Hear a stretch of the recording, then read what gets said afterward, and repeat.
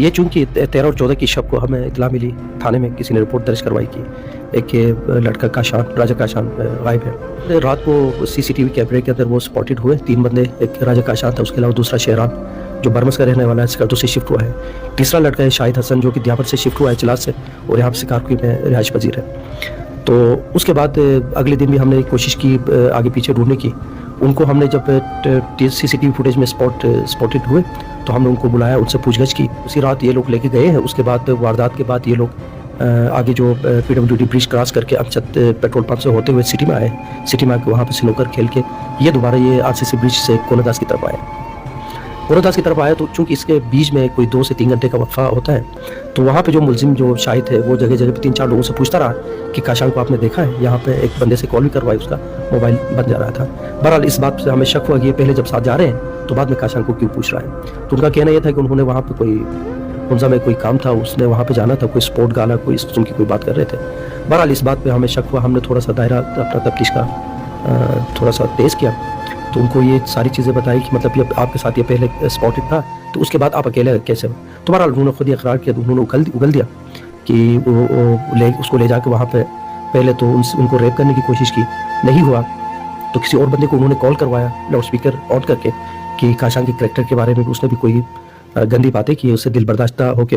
अब यहाँ से 2 चीज़ें हैं कि अभी तक ये तय नहीं है कि मतलब मुलजिमान का बयान ये है कि उन्होंने दरिया में छलांग लगा दी। जब उसने पिस्तौल से हवाई फायर भी किया डराने धमकाने को उसको रेप करने के लिए, तो शायद काशान दिल बर्दाश्ता होकर उसने दरिया में छलांग लगा दी, या मुलजिमान ने उसको मार के दरिया में डाल दिया, या भी चूँकि आज उनकी रिमांड ले रहे हैं, चूँकि अभी उनका ये बयान है उन्होंने दरिया में छलांग लगा दी है।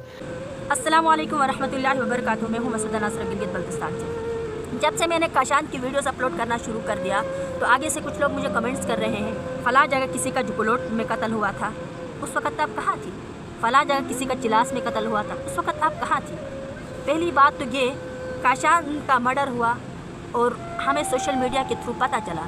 जब हमने सोशल मीडिया पे देखा, लोगों ने इनके बारे में बताया, लोगों के इनके हक़ में धरने दिया, तभी तो पता चला काशान के साथ ज़्यादती हुई है, जुल्म हुआ है। आप आगे से मुझे कमेंट करते जिनके बारे में मैं जानती भी नहीं हूँ, अगर मुझे पता चला उनके साथ भी ज़्यादती हुई, मैं ज़रूर उनके हक़ में वीडियोस बनाती हूँ। सिर्फ मैं गिलगित बल्तिस्तान के नहीं, दुनिया में जितने भी इंसान हैं, अगर मुझे सोशल मीडिया में पता चलता है इनके साथ जुल्म हुआ है, उनके साथ ज़्यादती हो, ना मैं उनका कौम देखती हूँ, ना मैं उनका मुल्क देखती हूँ, जो भी हो, लोग मुझे बुरा भला कहें, अच्छा समझे, बुरा समझे, मैं उनके हक़ में बोलती हूँ। जब तक मैं उनके हक़ में ना बोलूँ मुझे सुकून नहीं मिलता। मैं सबके हक़ में बोलती हूँ। काशान के बारे में बताया तब तो पता चला, भाई उनके बारे में मुझे पता ही नहीं, तो आगे से कूद पटंग आप कमेंट्स कर रहे हैं, उस वक़्त आप कहाँ थी। मैं हर इंसान के हक़ में बोलती हूँ। और हाँ, गिलगित बल्तिस्तान के नौजवानों के लिए मेरा एक पैगाम है, इतने इनके हक़ में सोशल मीडिया पे आवाज़ उठाओ कि आने वाले नस्लें याद रखें।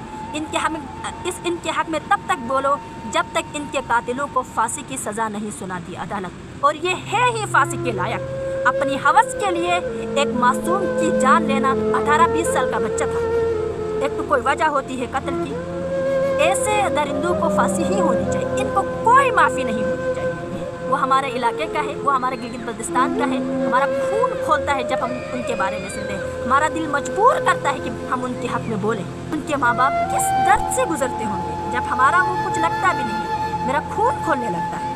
और रही बात, कुछ लोग आके से ये भी बकवास करते हैं, आप लाइक्स और कमेंट्स के लिए कर रहे हैं, आप खुद को वायरल करने के लिए बार बार उनके हक़ में बोल रहे हैं। अपनी घटिया सोच अपने पास रखें। अगर हम उनके हक़ में ना बोले तो हम इंसान कहलाने के लायक है ही नहीं।